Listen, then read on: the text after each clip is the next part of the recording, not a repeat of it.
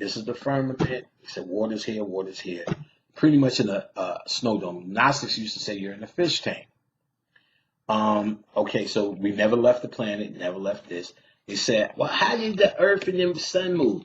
It said it's moving in unison like a gyro. So the sun is actually moving this way. And it's creating the illusion of east and west. Because really, you're saying the Earth is moving around the sun. They said, no, the sun is actually moving. And mind you, the ancient people, not necessarily the ancient man, because it doesn't come up, but there's people who showed this.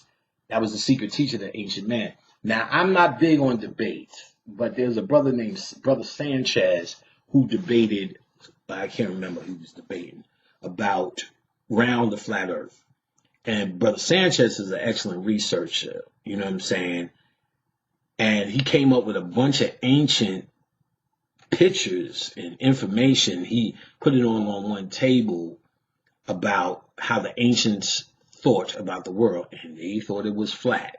There's a lot of models, you know what I'm saying? One of the ones, the Norrish model, you know what I'm saying, showing a flat earth. So you watch that for not the debate as much, unless that's what you're into, but the information that he rung was solid in terms of ancient information. So now